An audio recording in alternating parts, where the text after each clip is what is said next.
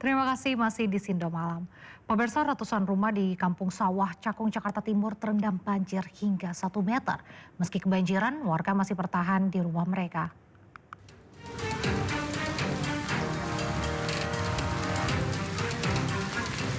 Diguyur hujan sejak Kamis dini hari, ratusan rumah di Kampung Sawah, Cakung, Jakarta Timur terendam banjir.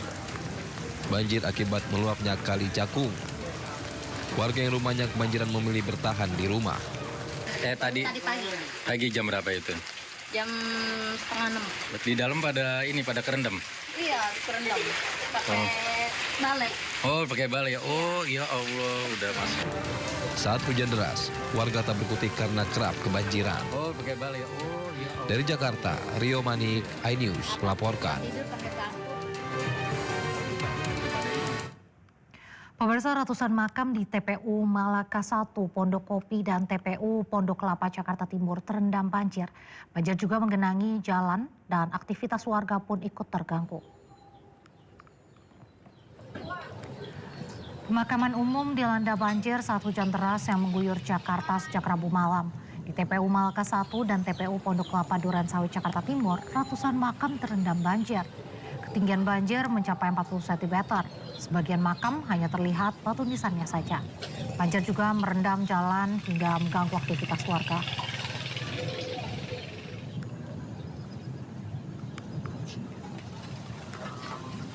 Gubernur DKI Jakarta Pramono Anung memutuskan untuk memperpanjang pembelajaran jarak jauh dan work from home hingga 1 Februari 2026 mendatang. Keputusan tersebut diambil dengan pertimbangan prediksi BMKG yang menyebut hujan intensitas tinggi berlangsung hingga 1 Februari. Untuk periode ini, dari hasil BMKG, kemungkinan besar bahwa curah hujan itu masih tinggi sampai dengan tanggal 1 Februari. Maka dengan demikian, saya sudah memutuskan untuk PJJ maupun orang mau work from home itu sampai dengan 1 Februari.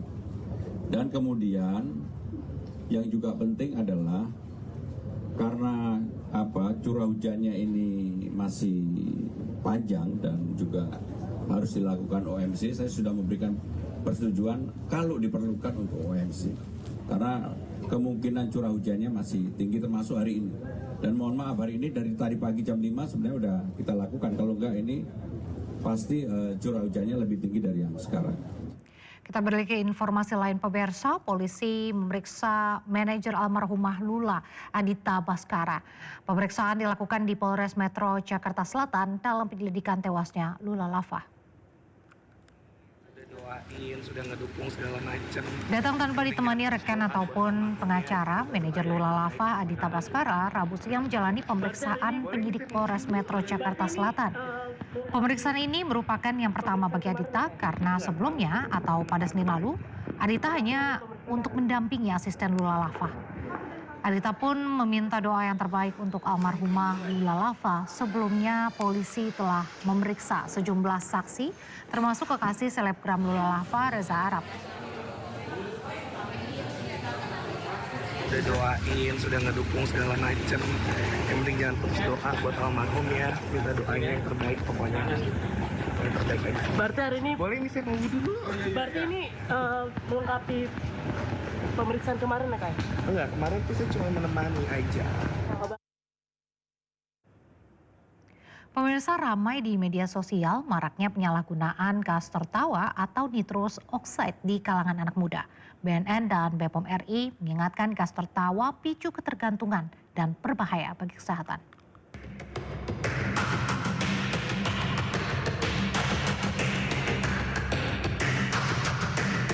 Media sosial akhir-akhir ini ramai dengan pembahasan gas tertawa atau nitrous oxide N2O.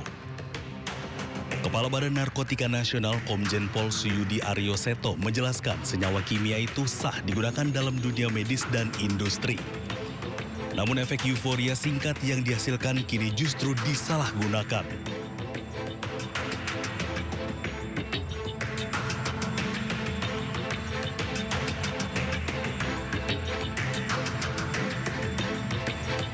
Suyudi ungkap hingga awal tahun 2026 nitros oxide atau gas tertawa belum diklasifikasikan sebagai narkotika atau psikotropika dalam Undang-Undang Nomor 35 Tahun 2009 maupun daftar terbaru Perkemenkes Nomor 7 Tahun 2025.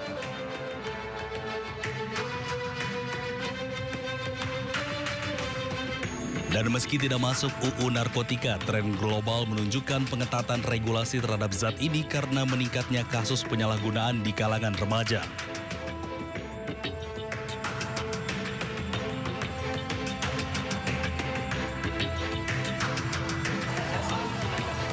Sementara itu, Kepala Badan POM RI, Taruna Ikrar, mengungkap penyalahgunaan nitros oxide bisa menyebabkan ketergantungan hingga terganggunya suplai oksigen dalam tubuh. Menurut Ikrar, saat nitros oxide masuk ke dalam tubuh, kadar oksigen bisa menurun dan memicu kondisi iskemia atau kekurangan oksigen pada jaringan.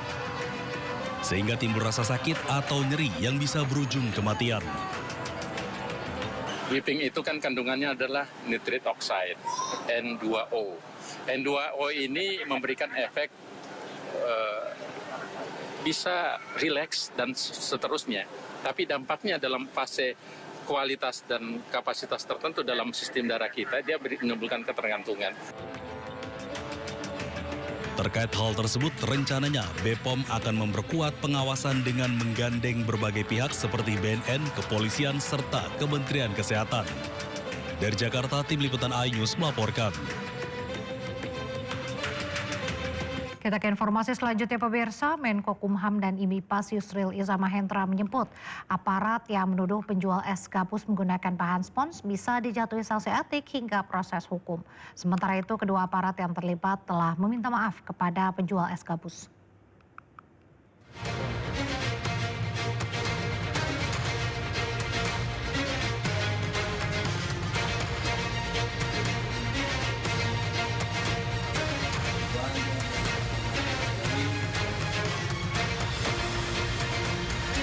Menko Bidang Hukum, HAM, Imigrasi, dan Pemasyarakatan Yusril Iza Mahendra merespons kasus penjual es gabus di Kemayoran, Jakarta Pusat. Yusril menegaskan aparat bisa dijatuhi sanksi etik hingga proses hukum jika terbukti bersalah dalam menjalankan tugasnya. Baik penegakan disiplin maupun pelanggaran etik sampai kepada kemungkinan juga akan diambil satu langkah hukum terhadap hal itu. Jadi masyarakat tidak perlu khawatir ya. Anggota kepolisian bisa saja melakukan kesalahan dalam melaksanakan tugas, dan kalau mereka melakukan kesalahan tentu akan diambil satu tindakan, baik itu tindakan disiplin, tindakan etik, maupun juga tindakan sesuai dengan peraturan hukum yang berlaku. Sebelumnya, anggota Polri Aibtu Ikhwan Mulyadi dan anggota TNI AD Serda Heri Purnomo meminta maaf kepada penjual es gabus, Sudrajat, dan masyarakat. Keduanya mengaku bersalah karena telah menuduh Sudrajat menjual es gabus dengan bahan spons. Bahkan, Aibtu Ikhwan diperiksa Bitpropam Polda Metro Jaya untuk mendalami adanya dugaan pelanggaran etik. Kami datang ke sini untuk meminta maaf kepada Pak Sudrajat dan keluarga. Kami juga tadi sudah ketemu Pak Lurah, Pak RW juga kami sudah ketemu. Harapan kami ini tidak menjadi permasalahan yang melebar kemana-mana. Ini murni kesalahpahaman. Kami sudah juga melakukan evaluasi ke dalam. Kami sudah datang dengan niat yang tulus, ikhlas untuk meminta maaf kepada yang bersangkutan.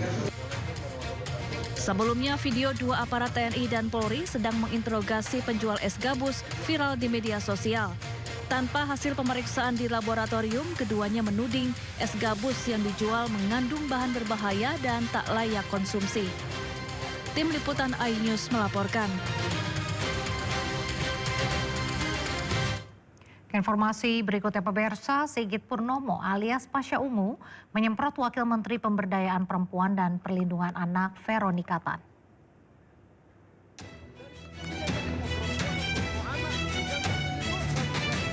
Anggota Komisi 8 DPR RI Sigit Purnomo alias Pasha Ungu berdebat dengan Wakil Menteri Pemberdayaan Perempuan dan Perlindungan Anak Veronika Tan.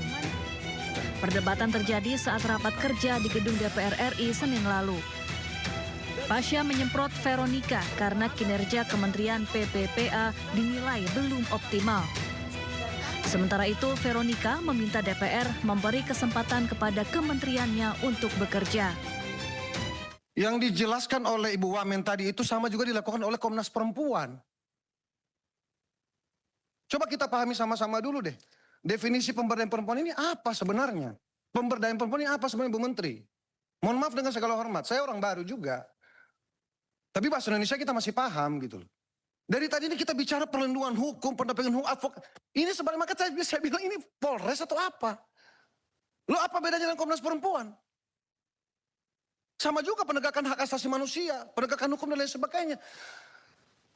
Yang saya tangkap ini pimpinan izin, yang namanya pemberdayaan perempuan ini kalau ada kelompok perempuan mau dia janda, mau lansia atau kelompok ibu rumah tangga yang kemudian pengen berusaha, kekurangan modal, tentu tidak Kemen P3A yang memberikan modal, tapi paling tidak ada koordinasi antar lembaga. Bahwa misalnya ke BUMN misalnya atau perbankan, itu langsung dilakukan oleh Kemen P3A. Di dapil kami Pak Menteri, Kemen P3A selalu menjadi pertanyaan Bu Wamen, mohon maaf. Bu Menteri bukan Pak Menteri. Iya. Selalu menjadi pertanyaan. Betul. Bu Wamen, mohon maaf. Tahan dulu. Tahun ini kami dari kementerian kami juga sudah mengutarakan kita tidak mau berbicara di perlindungan saja. Kita mau bangun di pemberdayaan. Pimpinan, makanya, kalau di luar negeri pimpinan. kasih kita kesempatan Pak. Kan kita juga baru Pak. Ibu Menteri dan Ibu Wamen ini masih baru Pak. Jadi kita masih perlu loading, kita masih perlu belajar bareng. Tapi kami mengapresiasi banget karena kami disupport sama Komisi 8. Kami senang sebenarnya. Izin. Tadi yang Ibu mau sampaikan tadi lanjutkan dulu. Ya, yang kedua. Makanya belum selesai Pak. Oh lanjutkan dulu itu, baru nanti yang lain. Perdebatan antara Pasha dan Veronica kemudian viral di media sosial dan mengundang ragam komentar warganet.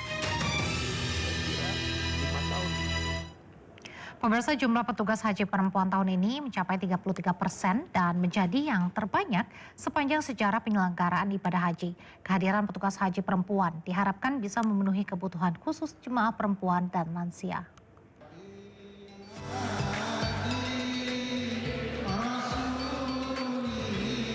Menteri Pemberdayaan Perempuan dan Perlindungan Anak Arifatul Khoiri Fauzi berkunjung ke tempat pendidikan dan pelatihan calon petugas haji di Asrama Haji Pondok Gede, Jakarta. Menteri PPPA mengapresiasi rekor baru petugas haji perempuan yang mencapai 33% di penyelenggaraan haji 2026. Angka ini menjadi yang tertinggi sepanjang sejarah penyelenggaraan ibadah haji.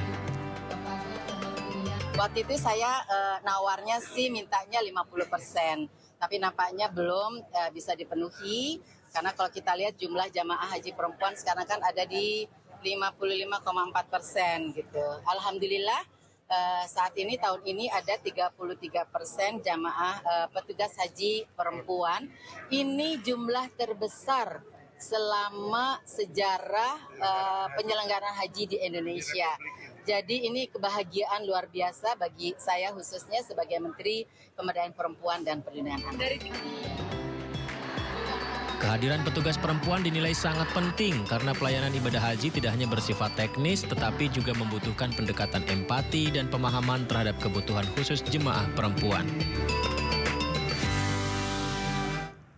Sejumlah negara di Asia termasuk Asia Tenggara memperketat pengawasan kesehatan di pintu masuk internasional setelah India mengonfirmasi 2 kasus infeksi virus Nipah.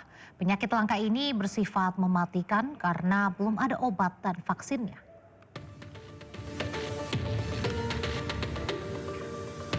Sejumlah negara Asia termasuk Asia Tenggara seperti Thailand, Singapura, Malaysia, dan Indonesia meningkatkan screening di berbagai pintu masuk seperti bandara, pelabuhan, dan perbatasan darat. Seluruh pelaku perjalanan termasuk calon penumpang diwajibkan menjalani pemindaian suhu tubuh. Langkah ini diambil menyusul penemuan 2 kasus infeksi virus Nipah di India sehingga potensi pencegahan lintas negara bisa dicegah. Pemerintah India sendiri sejauh ini belum mengumumkan adanya penambahan kasus infeksi virus Nipah. Virus Nipah sendiri diketahui pemirsa belum ada obat dan juga vaksinnya dengan tingkat kematian yang cukup tinggi.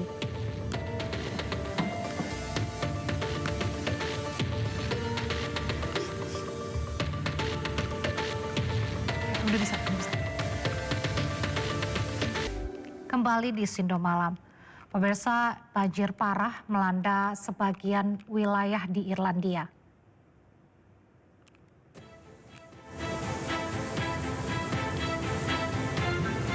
Angin kencang dan hujan deras yang dipicu badai Chandra mengakibatkan banjir parah dan gangguan luas di Irlandia serta Irlandia Utara. Peringatan cuaca buruk pun terus diberlakukan oleh otoritas setempat.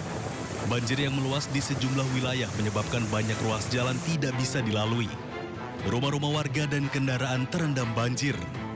Ratusan sekolah juga ditutup sementara selama puncak badai berlangsung. Ribuan rumah dan tempat usaha di kedua sisi perbatasan dilaporkan sempat mengalami pemadaman listrik. Meski demikian, listrik di sebagian wilayah sudah berhasil dipulihkan. Petugas pun terus berupaya memulihkan kondisi listrik secara keseluruhan.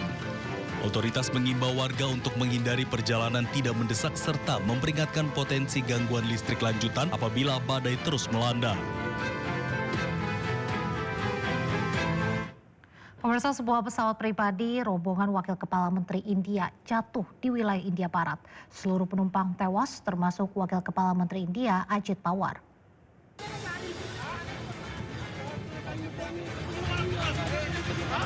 Kecelakaan pesawat pribadi yang membawa rombongan Wakil Kepala Menteri India terjadi pada hari Rabu. Kelima penumpang pesawat tewas, yakni Wakil Kepala Menteri India Ajit Pawar, 2 staf Kementerian India, dan 2 kru pesawat.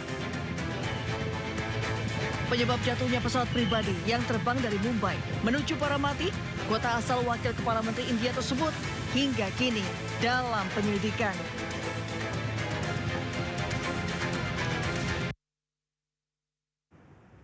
Informasi lainnya akan tersaji di segmen Sindo News 5 bersama Kevin Pakan, sekaligus menjadi penutup Sindo Malam hari ini. Anda bisa mendapatkan informasi terkini dan terbaru di kanal YouTube Sindo News dan atau melalui portal yang menghadirkan berita daerah, berita nasional, dan berita internasional di sindonews.com. Mari berbagi untuk masyarakat yang terdampak bencana di tanah air melalui MNC Peduli dengan berdonasi pada rekening di bawah ini atau scan QR dengan aplikasi uang digital Anda. Saya Resa Nadia beserta kerabat kerja undur diri. Selamat malam dan sampai jumpa.